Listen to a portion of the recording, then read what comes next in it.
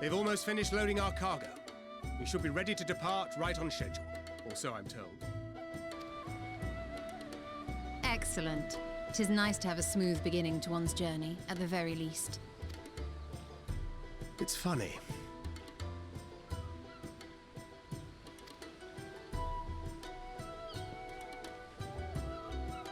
Master Louis Soir came here on a ship very much like this one.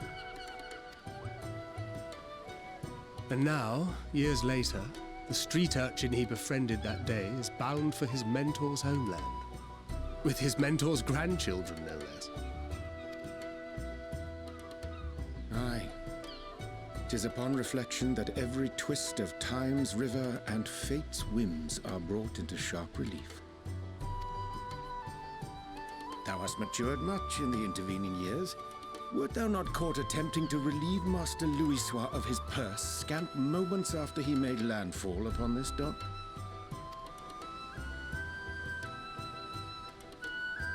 Oh, really? Now that's a tale I'd like to hear.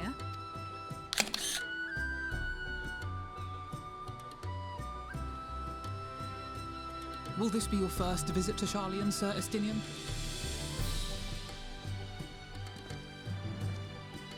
Sir Estinian? Are we strangers newly met? Why this stiff formality? I, merely meant it as a professional courtesy, since we are now colleagues in an official sense. I'd rather you dispense with the sirs, especially in private company. Or I'll be forced to respond in kind, little Lord Alphino. You've made your point, Estinian. Painfully well. Better.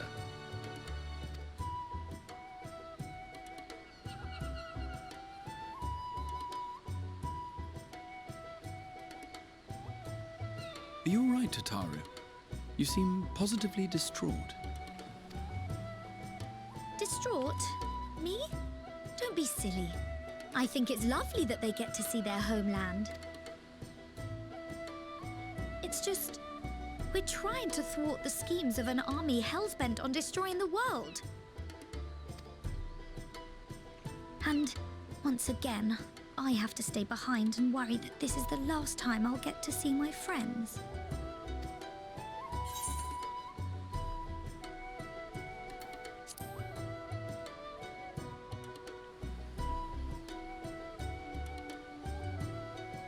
I'll hold you to that. Ah, good. You're still here. Hori! Kultine! What brings you all this way? We're to assist the Maelstrom and the Kobolds with a lunar primal operation, so we thought we'd see you off before heading to the tower. Flamine and the others wish you all a safe journey and promise that they'll look after things here until you return. We will too, of course. Aye, we, your fellow Scions of the Seventh Dawn, will do our part to ensure the end of the world won't happen on our watch.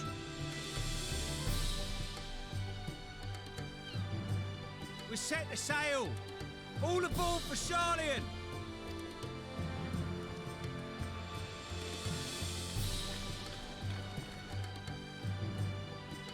It's time. Then we must delay no longer. We will contact you the moment we learn aught of value. Wish us luck.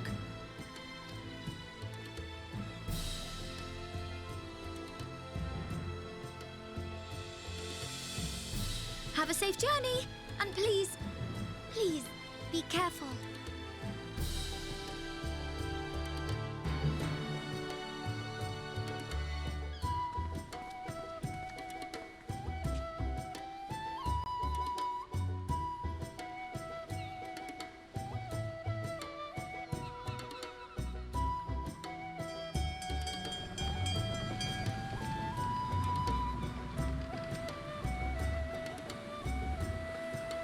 And so you venture forth unto the unknown. A fate beyond the horizon that cannot be divined. A future undefined and in flux. In uncertain times, naught but the simplest words of wisdom will suffice.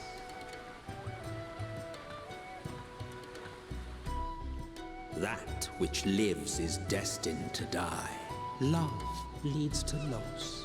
Every beginning has an end.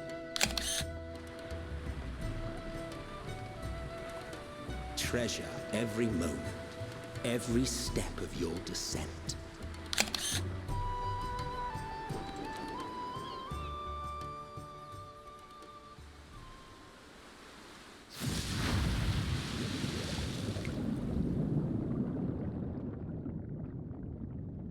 And there, in the depths where souls and stars rest, find your truth.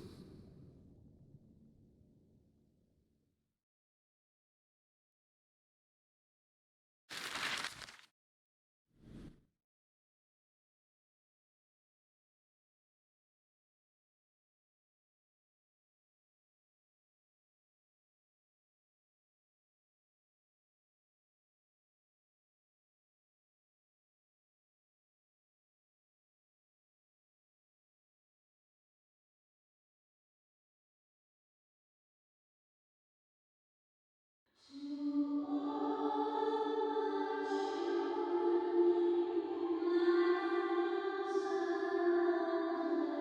abundant, Here. my children to death Feel. the soul beautiful Think. and the master hereafter.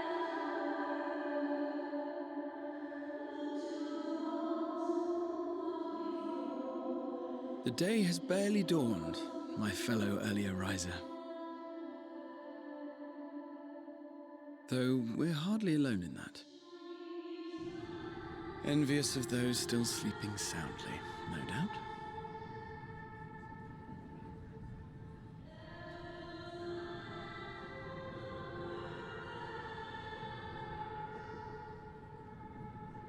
Called out to you, you say? I've heard nothing myself.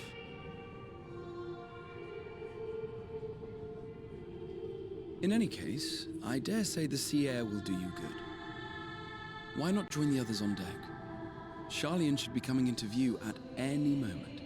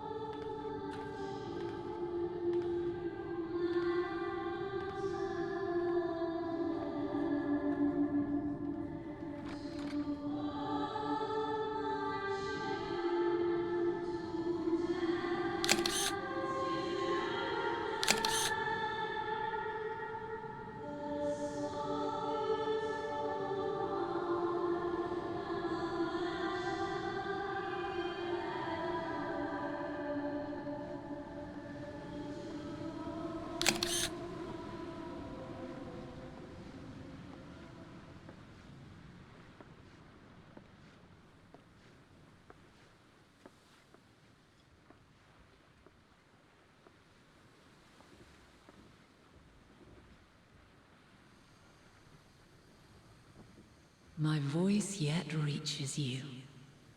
I am glad. Hear, feel, think.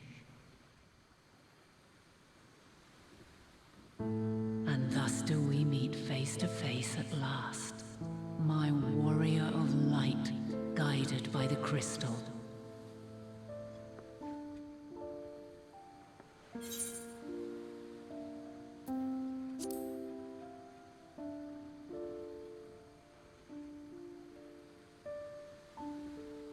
After your sojourn in the First, I believe you have your answer.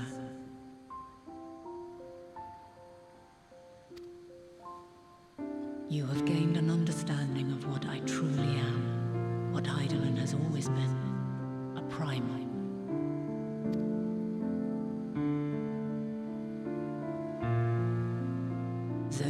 was created to forestall the apocalypse which threatened the ancient world, and I was brought forth to bind him. Yet 7 times now, those who would orchestrate a return to that bygone era have rejoined a shard to the god I had sundered. The greater his strength grows, the swifter does mine own diminish. The power to draw your mind into the rift betwixt is no longer mine to wield. Yet though it taxes me sorely, I dare not leave these words unsaid. Even bereft of my guidance, you and your companions have accepted the burden of this star's troubled past. A conjunction has begun to form, an intertwining of your time and mine.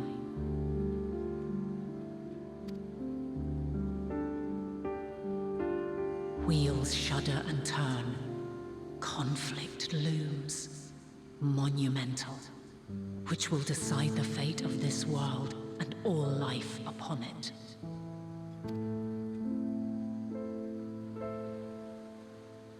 When you truly understand what is at stake, and your journey has prepared you to surmount the insurmountable,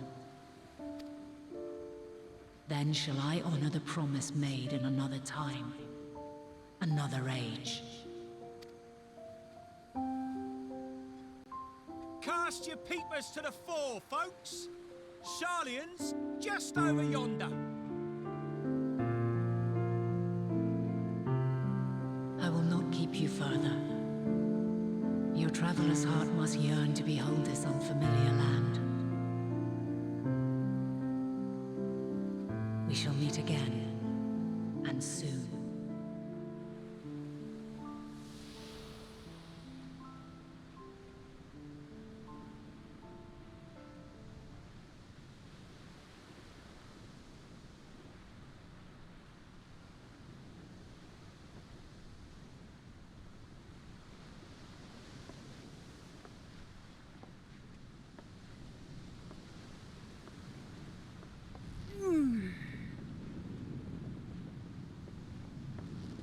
Oh, what a fine morning. Oh, still a bit stiff though. And a good morning to you too. Taken a look at the island already? Then let's go. Let's go. Might still be room in the prow if we're lucky.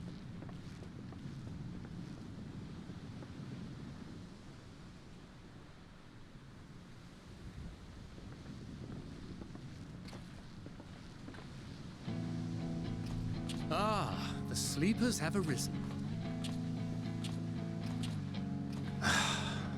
There she is. Good old Sharlayan. Oh, I see it.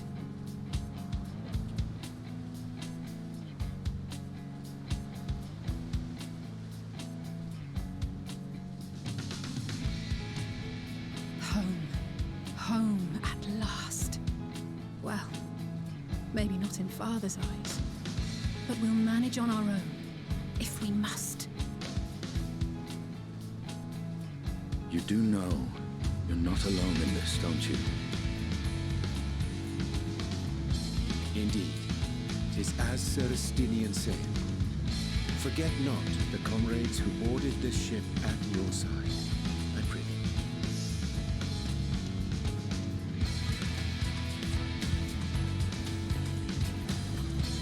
Thank you, my friends.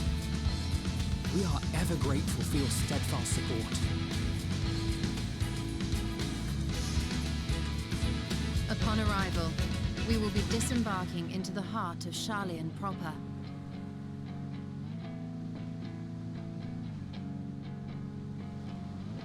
There is no greater concentration of wisdom in all the world.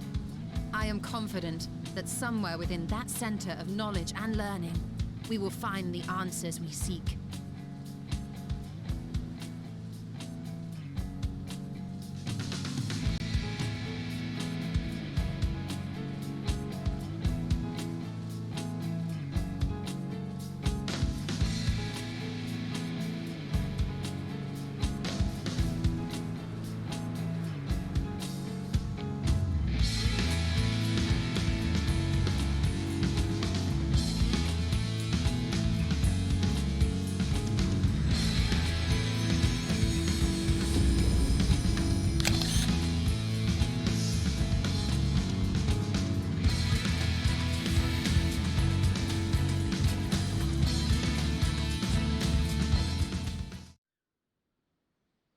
Sharlayan, the solitary island nation of the northern seas.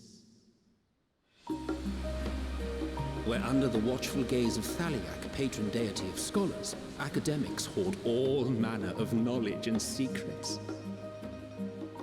Once, they deigned to accept foreign students into a distant colony maintained in the Dravanian hinterlands. How swiftly they abandoned it once the first Garlean boot set hostile foot on Alamegan soil. So averse to the prosecution of war, these men of wisdom, your would-be allies.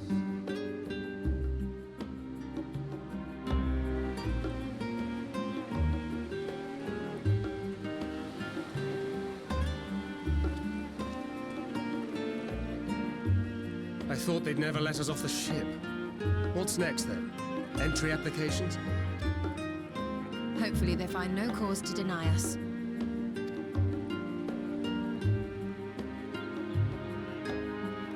Hasn't Sharlayan all but severed relations with foreign powers? Those of us without direct ties, myself included, may be refused outright.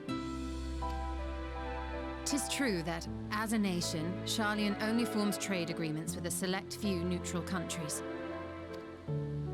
But from a practical standpoint, an island cannot afford to be overly strict with its borders, especially not if that island's people are wholly devoted to the accumulation of knowledge. If one submits the proper paperwork, with satisfactory evidence of identity and intent, then foreigners may be granted entry. May.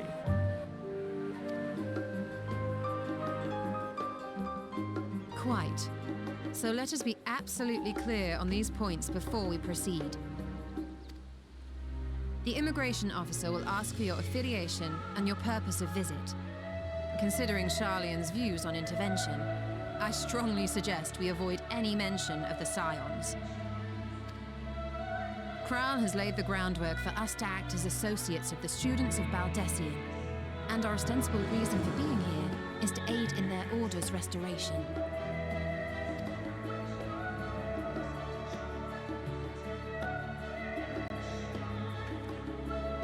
Here. It might expedite our progress should an actual student be seen at the head of our little group. Would you mind leading the way? Of course. The immigration officers were this way, as I recall. Shall we?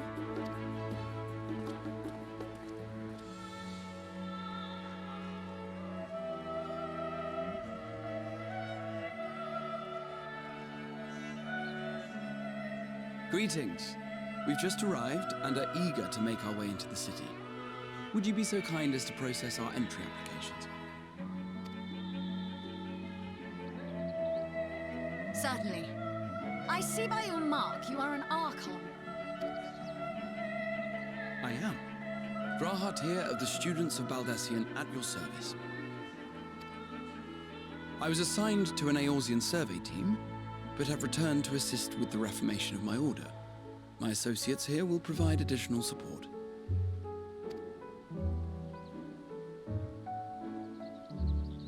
Very good. I have paperwork detailing your group and its scheduled arrival for today. And it seems some few of your companions are also Archons. If you'll step forward, we can process those applications first.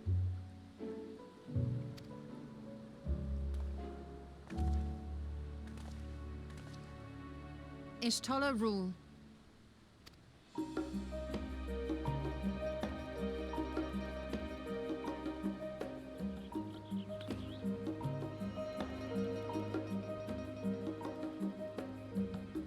See how it glows? That list is etherically linked with the citizen registry kept in the main repository.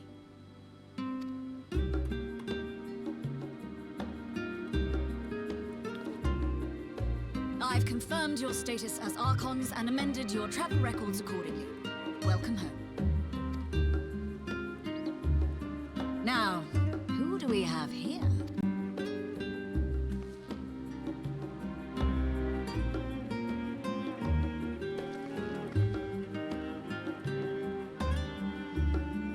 Alphino Leveilleur, and Alize Leveilleur.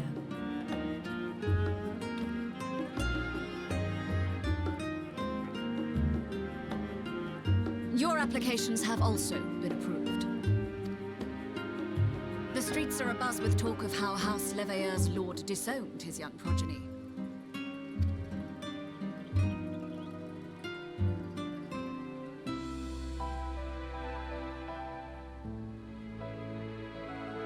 And while such personal circumstances constitute no reason to deny you entry, I urge you to avoid exacerbating your present situation. Times are quite troubled enough already.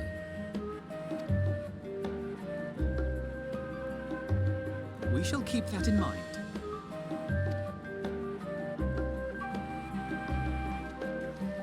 These last two are not Sharlayan natives, but you will find their credentials are in order.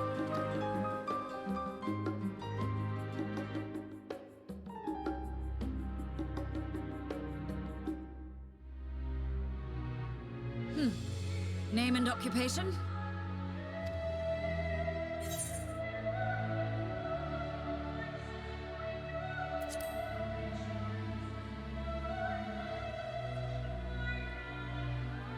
An adventurer. Well, I suppose that is considered a valid calling in your native Eorzea. And it does indeed match the profile provided. You may enter. And you, sir?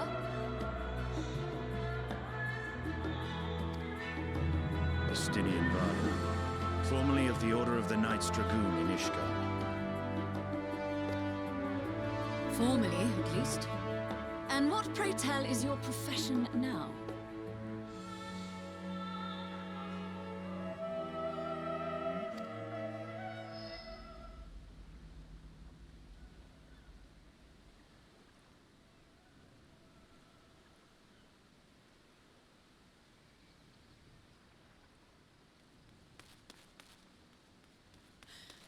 If you'll allow me...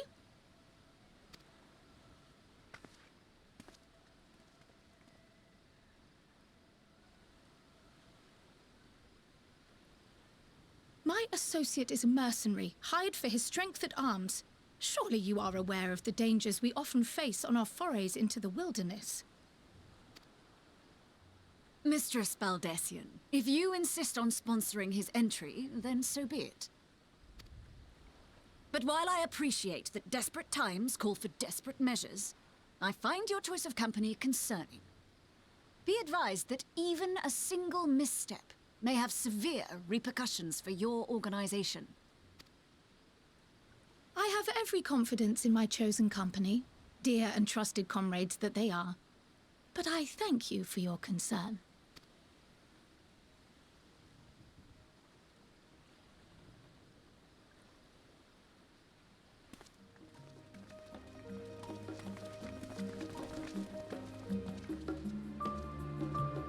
Croyle! It is good to see you. Likewise. Long voyage notwithstanding, you all seem none the worse for wear. There is much to discuss, but this is hardly the place. Let's be on our way, shall we?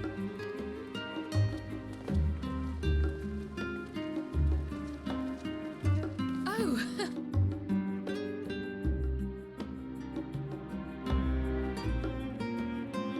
Welcome, friends, to Sharlayan. As your mercenary, I should hope my welcome includes a generous salary. Well, I had to say something, Sir Taciturn.